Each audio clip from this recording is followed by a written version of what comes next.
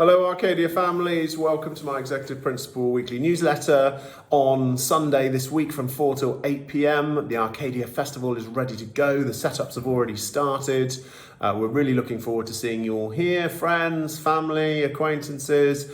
It's open for the 4 hours in the afternoon, culminating in a 90-minute showcase on the outdoor space. If the weather is really poor, we will just move it indoors, so the event's going to happen whatever, but the forecast so far from Saturday onwards is bright and sunny, so it should be a great afternoon.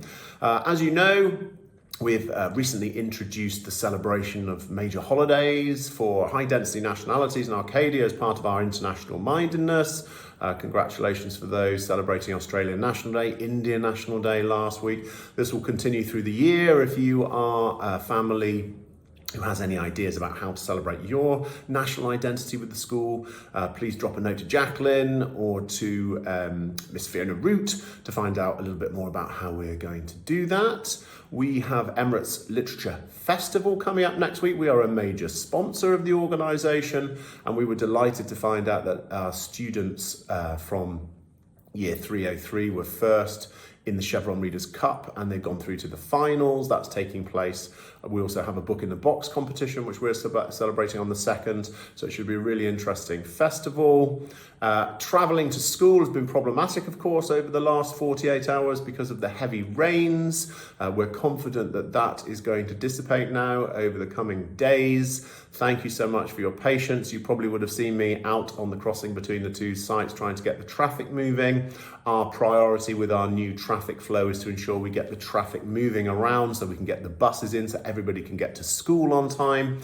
That was, of course, exacerbated because the heavy rainfall meant we only had one road in and out to the JVT section where the schools are in District 8.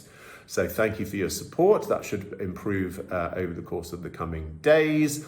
Please understand that the closing of the drop-off spot outside of the primary school is purely after an audit by an external health and safety team to say that's a significant risk to pedestrian injury because we've got flow of people footfalling in and out with cars moving back and forward. So we will close that and continue to close that for the future. So please find your sweet spot for pick up and drop off, park up, bring your children in if that's what you prefer, or go through the rolling drop off venues at the back of primary and into secondary.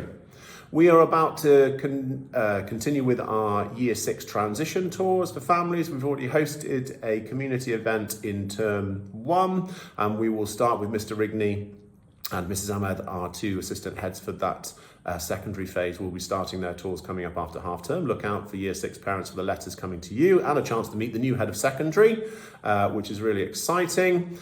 Also, we released the Parent School Survey last week. In the first 5 days, I had 100 responses, which is amazing. I want to double that and get that over 200, closer to 250 with the size of the school.